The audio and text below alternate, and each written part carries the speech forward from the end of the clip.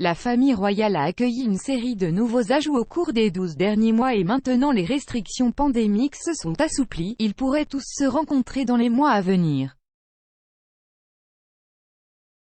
Meghan Markle et le prince Harry, la princesse Eugénie, la princesse Béatrice et Zara Tindall ont accueilli de nouveaux arrivants dans leur famille depuis le début de l'année et la reine Elisabeth II peut être ravie de réunir enfin tous les bébés royaux dans une seule pièce. La princesse Eugénie, 32 ans, a accueilli son premier enfant en août dans le monde en février, suivi de Zara Tindall qui a donné naissance à son fils Lucas en mars, puis de Harry et Meghan dont la première fille Lilibet est arrivée en juin. Un autre des petits-enfants de la reine, la princesse Béatrice, a donné naissance à une petite fille Sienna le mois dernier. Béatrice et son mari Eduardo ont publié une douce déclaration annonçant le nom de leur fille sur les réseaux sociaux la semaine dernière. Le message disait « Nous sommes ravis de partager que nous avons nommé notre fille Sienna Elisabeth Mapellimozzi. Nous allons tout bien et Wolfie est le meilleur grand frère de Sienna ». Une déclaration du palais annonçant la naissance de Sienna disait « Son Altesse royale la princesse Béatrice et M. Eduardo Mapellimozzi sont ravis d'annoncer l'arrivée en toute sécurité de leur fille le samedi 18 septembre 2021, à 23h42, au Chelsea and Westminster Hospital, Londres. Le bébé pèse 6 livres et 2 onces. Les grands-parents et arrière-grands-parents du nouveau bébé ont tous été informés et sont ravis de la nouvelle. La famille tient à remercier tout le personnel de l'hôpital pour leurs merveilleux soins. Son Altesse royale et son enfant se portent bien, et le couple a hâte de présenter leur fille à son grand frère Christopher Wolff.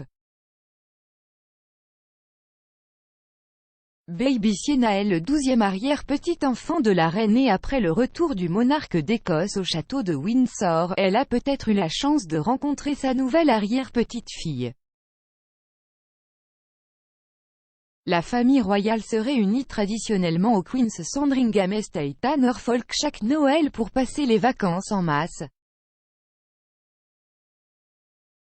Cependant, l'année dernière, comme ce fut le cas pour les familles à travers le Royaume-Uni, la réunion a été empêchée en raison de la pandémie.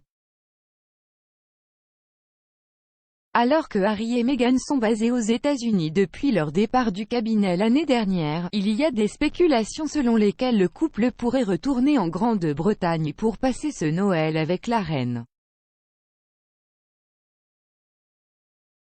Malgré leur décision de quitter leur fonction royale, la reine a toujours maintenu que les Sussex restent des membres très appréciés de sa famille et elle serait sans aucun doute ravie de voir leur fils Archie et enfin de rencontrer leur fille Lilibet qu'ils ont nommée en son honneur. Meghan et Harry ne seront pas les seuls membres de la famille royale invités à rejoindre la reine à Sandringham, car Béatrice, Eugénie et Zara y sont également des habitués pour Noël. Cela pourrait signifier que les 4 nouveaux arrière-petits-enfants de la reine pourraient se réunir au même endroit avant la fin de 2021. Après l'annulation effective du Noël de l'année dernière, les fans royaux attendront avec impatience celui de cette année dans l'espoir de revoir les Windsor en masse. La famille sort généralement ensemble pour assister à un service religieux à King's Lynn à Noël et en 2019, les 2 aînés de Cambridge, le prince George et la princesse Charlotte, y ont rejoint leurs parents pour la première fois. Les jeunes membres de la famille royale ont ravi les foules en saluant les fans royaux aux côtés de leurs parents après le service.